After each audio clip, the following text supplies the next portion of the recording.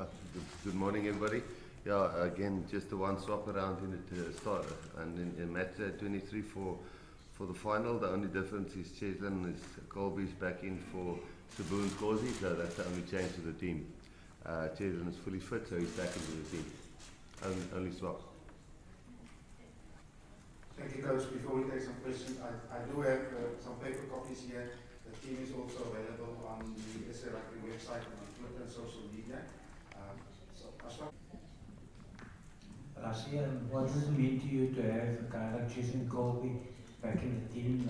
He missed 2 games, I think, so far in this tournament, but he's done well when he has played.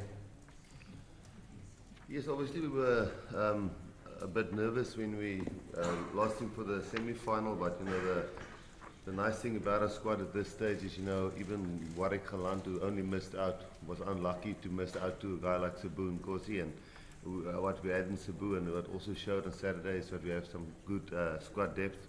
And even if you think with Apiwe back home, and even Jesse, who also covered for us in that specific position at one stage last year, so we're quite healthy in the back three position. But Cheslin is just world class. He showed it all over whenever he's played for us, no matter if he's slotted in at 15 or he's played wing. And everybody knows he's got that X factor, and against England with the way they defend, you know, it's something we'll definitely need.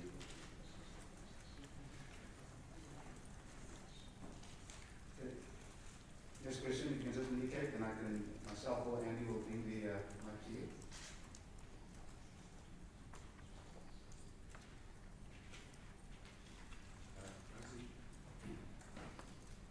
When you were appointed last year, you said immediately that you were confident South Africa would be serious World Cup contenders. In your heart of hearts, did you think it would be this serious?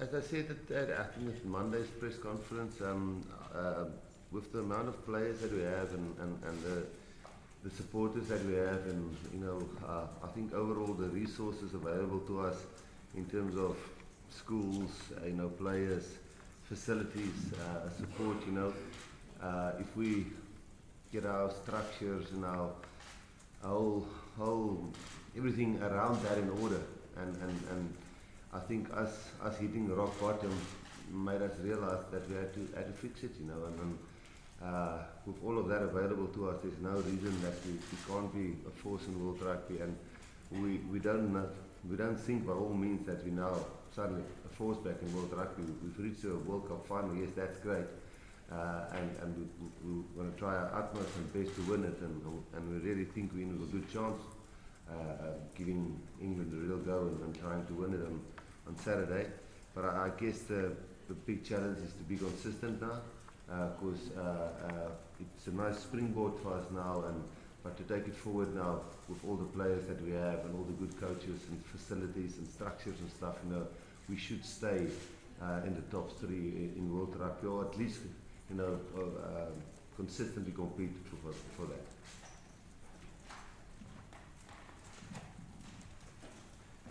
France, rewind the clock 12 years ago.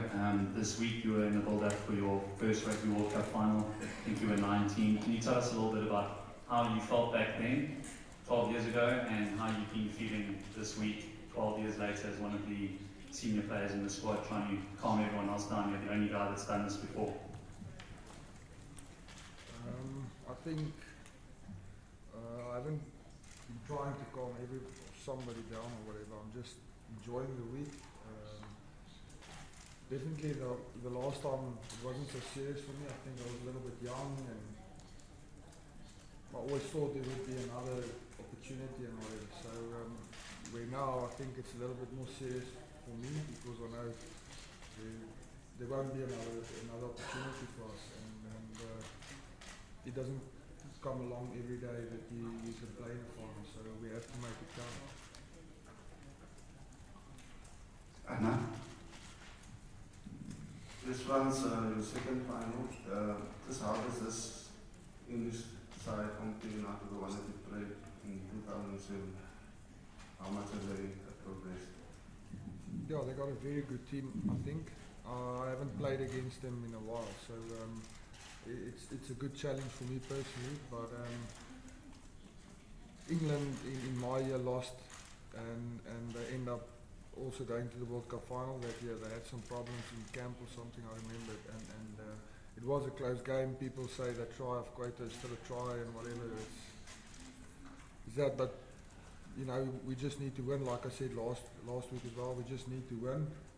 We don't need to score 10 tries or anything. If we win 3-0, we still take the cup back to South Africa. In the third round,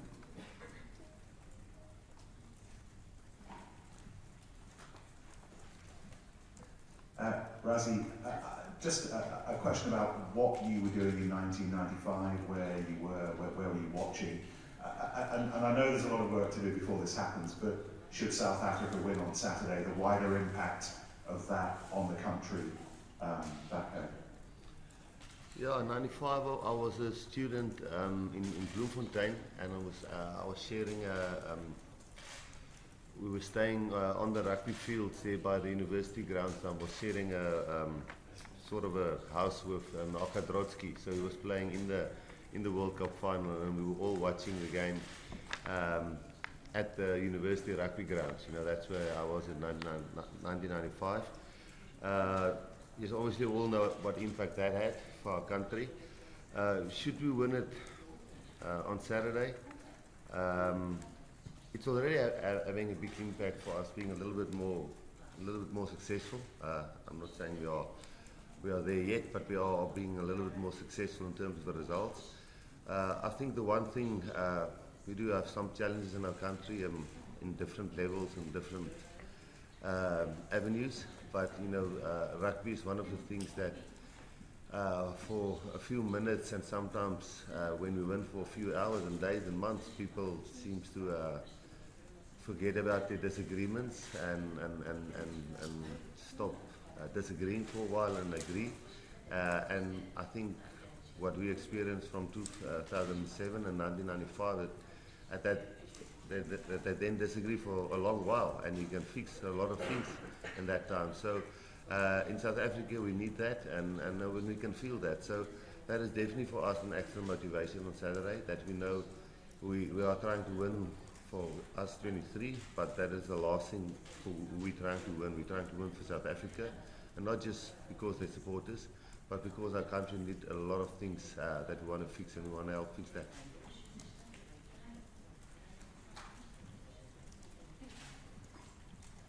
This is a question for both of you. Just following on that answer, Rassie, trying to win for your country is a massive amount of work. What kind of conversations are you having with the team, if at all, about managing that kind of expectation? Because if us ordinary mortals had that kind of expectation, we wouldn't get up in the morning. So if both of you could perhaps talk to that, please. Yeah, I think if you look at it, I think the only failure would be if you don't pitch up and give everything. I think that would be the only failure, you know. So we see it as, and we started this whole journey, you know, 18 months ago when we started 25 or 24 test matches ago. We said the main thing is how we play rugby, you know. Eventually spin off that, when we win, people will start supporting us again and talking about us and help us with team selections and criticize, and that's what we want. And then, you know, South Africans are supporting you again when they start engaging again. So we knew that it would be a process, but we knew the scoreboard at the end of the day would count, but it wouldn't always go our way. We will lose along the road, and we'll have to take some risk. But at the end of the day, you know, expectations will grow as we get a little bit better. But the only failure we feel is when you don't go out there and give everything and practice as hard as you can, and you walk off that field and you say, listen, yeah, we didn't give everything and we weren't beaten by a better team. That's the only reason we see as failure, and that's what drives us. You know, if we walk off that field on Saturday and we were beaten by a better England team, then that's life, you know. Yeah, I think for me, the first time it was the same talk that we're having now. It's for South Africa to help, and I think you don't realise till it happens and you get back home.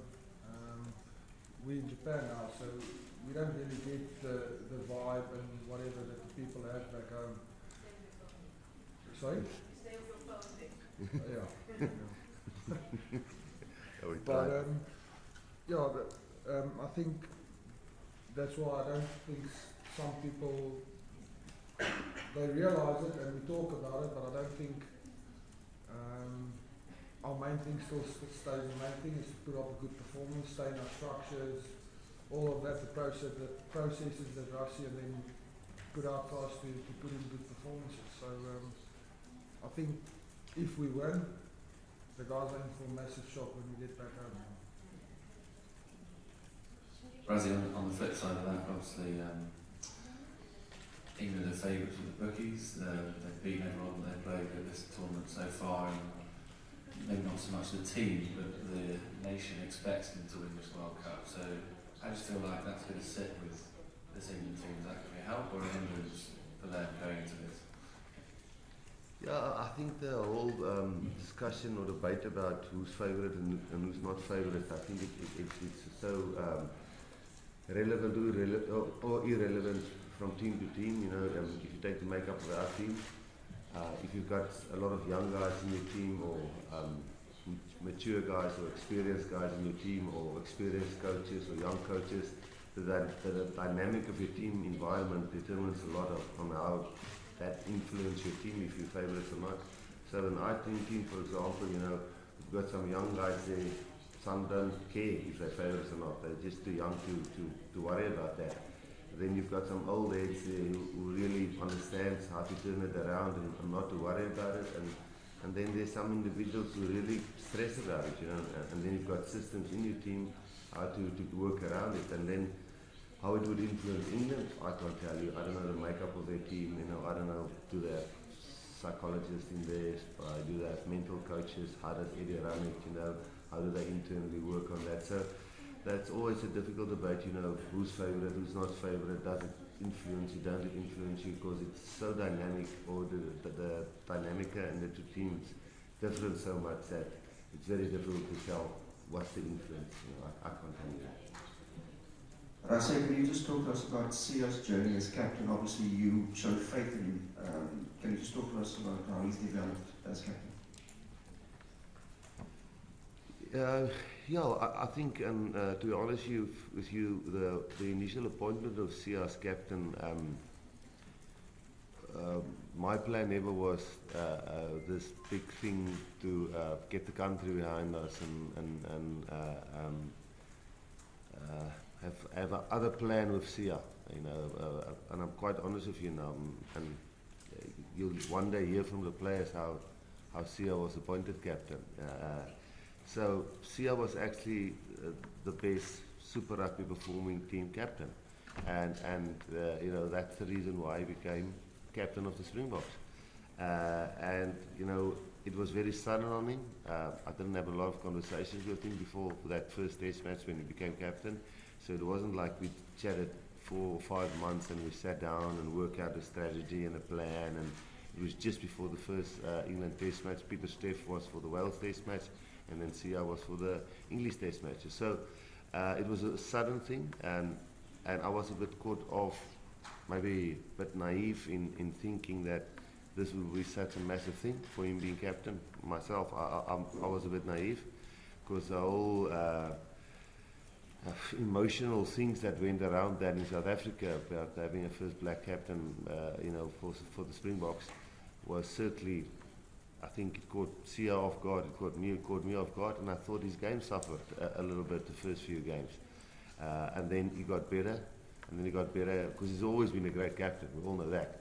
And he's always been a great player, but his game suffered a little bit in the beginning, and then when that got better, he got an injury, and now when he got back from the injury, he's you know, they had to be captain again, and we had to slowly get him back into the mix again for the World Cup.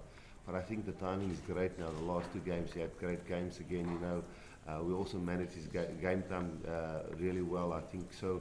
I think he's firing fit to have a good final. It's his 50th test match. You know, I think it's fitting. It's a wonderful occasion for a guy to be captain, first black captain. Now it's also sunk into me. I understand how big it is. I'm not so naive anymore. and now for him to run out in his 50th Test match, I think it's a wonderful story. And for him to handle that emotional, not stress, but emotional extras, which come with something that I didn't expect. It's just wonderful and really well done by him. Morgan? Francois, did you give some advices to young players of South African national team from your experience of 2007? No, I don't think so. No. No, I've just been making jokes and being myself, trying myself to stress, but no, I don't think. I think everybody's prepared, and like I said, we've got systems for everybody to do well on Saturday. Yeah, just France, yeah. What? Oh, Yeah. sorry. In 2007, 2009, you were known for this long penalty goals that you from 60 meters. We haven't seen that in this World Cup. Do you think it could happen, yeah, and it could be a deciding moment in this final? I don't know. When I was younger, I didn't worry about it. I don't know if I hope it doesn't happen because I'm stressing a bit more these days.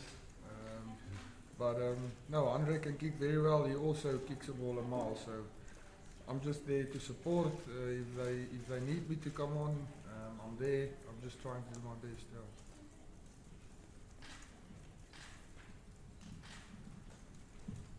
エラスムスさんに質問です。今回の決勝の前に、Yep. OK?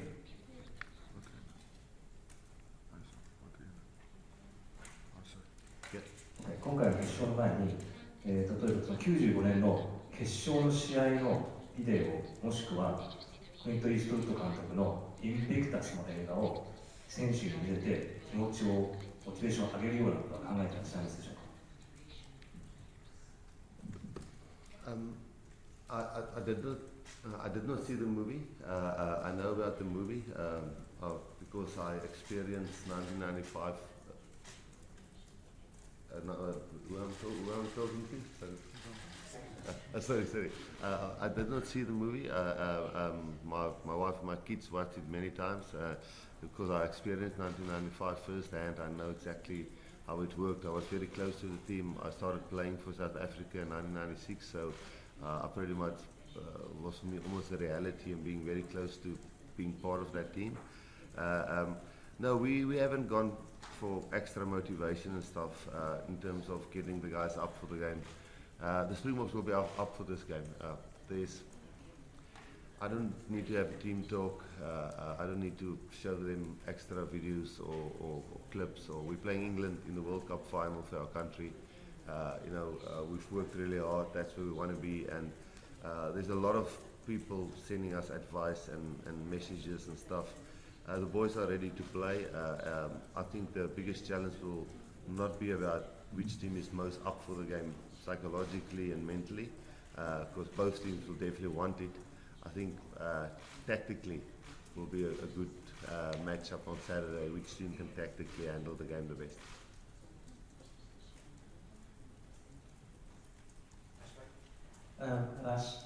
Rassie, I know you don't like talking about yourself, but your journey as a coach as well, immediately after retiring as a player from the Cheetahs in Stormers, SF Director of Rugby, Munster, and now back with the Springboks.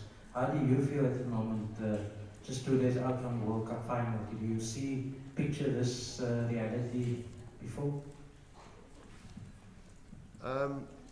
No, not really as far as to be honest, I think I'm not sure if it's 24, 25 test matches, it's probably my last test, this is my last test match, I'll be head coach. So for me it's an emotional one in the sense that, I didn't think 25 test matches will go that quickly.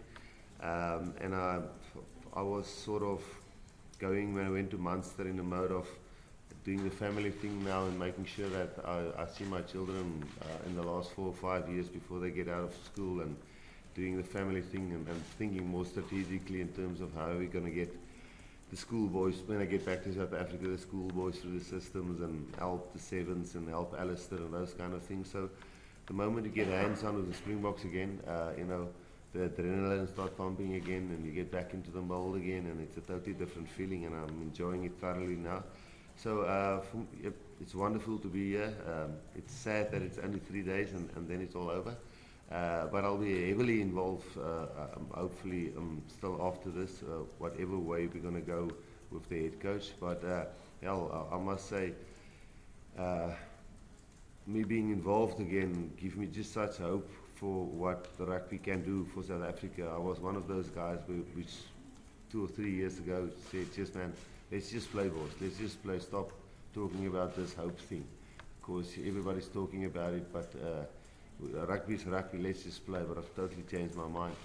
I believe if we play the right way and with the passion and the people can see it, it just helps people forget about their problems and help people to agree with things, which I've said it so many times now. So yeah, I've enjoyed it thoroughly, and I think whatever happens on Saturday, we have to use this and make sure that whatever the result comes from Saturday, that we use this for the next 4, 5, 6, 7 years, that it doesn't get lost again, the positivity, what we get out of Saturday.